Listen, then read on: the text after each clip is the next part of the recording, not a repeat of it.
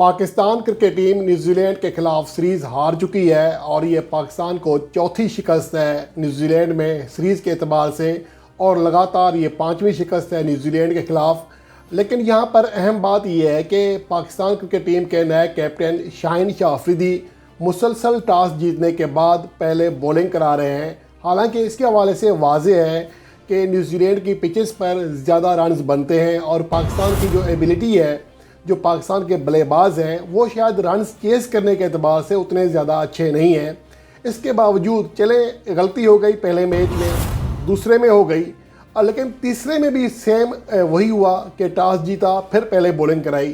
اس کی حیران کن منطق پیش کی ہے ہمارے نئے کیپٹن شاہین آفریدی نے، اس کے اوپر بات کریں گے۔ اور اس کے علاوہ اعظم خان کے حوالے سے شاہین شاہ آفریدی کا جو لگتا ہے کہ ان کے اوپر دباؤ ہے، شاید انہیں مزید میچز کھلانے پر مجبور ہیں وہ۔ ان کے بارے میں یہ کہہ رہے تھے کہ پاکستان میں ڈومیسٹک میچز میں 5ویں اور 6 نمبر پر سب سے زیادہ جو اسٹرائک ریٹ ہے وہ اعظم خان کا ہے۔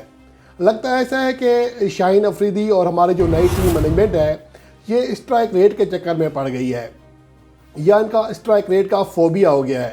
اور یہی کچھ پاکستان کے ایک چیف سلیکٹر بنے تھے شاہد آفریدی، انہوں نے بھی سیم یہ کہا تھا کہ جس کا اسٹرائک ریٹ 140 پلس ہوگا صرف اسے ہی T20 ٹیم میں شامل کیا جائے گا۔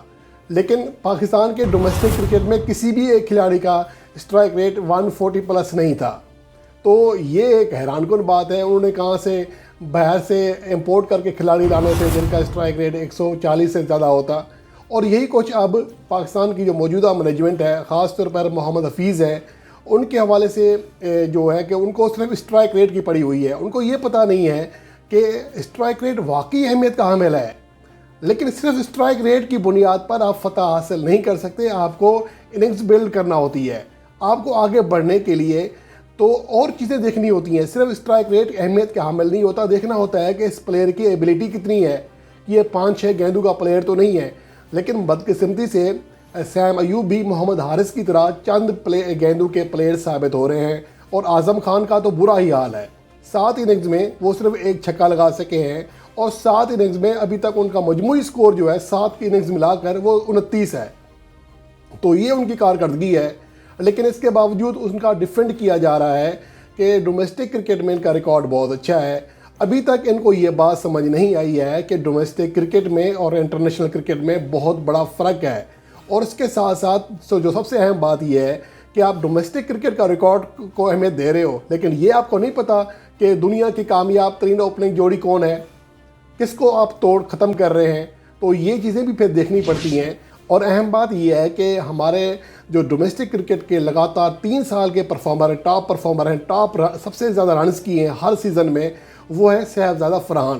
لیکن وہ نظر نہیں آ رہے ٹیم مینجمنٹ کو، وہ ان کو نہیں کھلایا جا رہا۔ چلے اب آپ نے ایک نئے پلیئرز کو موقع دینے کا فیصلہ کر ہی لیا ہے، تو اب صاحبزادہ فرحان کو کھلا دیں، کم از کم آخری 2 میچز تو کھلانا پڑیں گے انہیں۔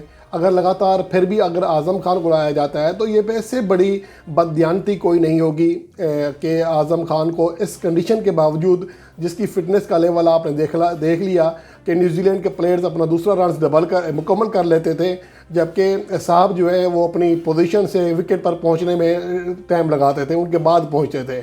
جب اس طرح کی آپ کی سوچ ہوگی، اس طرح کی فٹنس ہوگی، تو اس کو آپ انٹرنیشنل کرکٹ پر کھلانے پر کس طرح ان کا آپ ڈیفینڈ کر سکتے ہیں؟ میری سمجھ سے تو یہ بالا تر بات ہے۔ اور اس کے علاوہ جو ٹاس جیت کر پہلے بولنگ کرنے کے فیصلے کے حوالے سے بات کی ہے، وہ بھی انتہائی حیران کن ہے۔ ان کا یہ کہنا تھا کہ ڈونیڈن میں جو چیس کرنے کا ریکارڈ تھا وہ زیادہ بہتر تھا، اس لیے ہم نے یہ فیصلہ کیا۔ یار تمہیں اتنا اندازہ نہیں ہے، یہاں پر تو اب تک صرف 2 T20 انٹرنیشنل کھیلے گئے اس سے پہلے، اور جو 219 رنز کیے تھے نیوزی لینڈ نے پہلے بیٹنگ کرتے ہوئے، تو آسٹریلوی ٹیم 215 رنز کرنے میں کامیاب ضرور ہوئی تھی، لیکن پہلی اننگز میں بڑا اسکور بن گیا تھا۔ اور دوسری بار جو ٹیم تھی وہ سری لنکا تھی، 146 رنز کیے تھے، لیکن وہ صرف 14 اوور میں نیوزی لینڈ نے صرف 1 وکٹ پر وہ ٹارگٹ چیز کر لیا تھا۔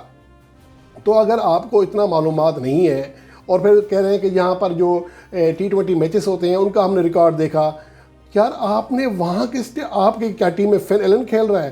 آپ کی ٹیم میں ایسا کون سے کھلاڑی؟ آپ نے اپنی مضبوطی دیکھنی ہوتی ہے، اپنی قوت دیکھنی ہوتی ہے کہ ہماری ٹیم کو اس وقت کیا درکار ہے، کیا ہماری بولنگ لائن اس طرح پرفارم کر رہی ہے جس طرح کہ ہونا چاہیے. جب آپ کی ٹیم 200 پلس رنز دے رہی ہے اور امید کر رہے ہیں کہ یہاں پر اگلی ٹیم کو ہم 100 سے انڈر اسکور پہ آؤٹ کر دیں گے یا 150 پہ آؤٹ کر دیں گے, تو آپ کو پہلے اپنی اسٹرینتھ دیکھنا ہوتی ہے.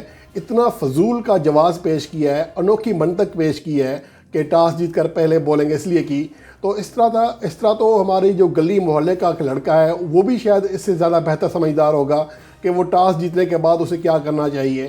تو میرے خیال میں اس میں محمد حفیظ کا بھی بڑا نمایاں کردار ہے, جو کہ سیکھ رہے ہیں, 26 لاکھ ماہانہ تنخواہ لے کر سیکھ رہے ہیں اور پوری فیملی کو بھی ٹرپ کرانے لے گئے ہیں, ہنی مون بھی منا رہے ہیں اپنا.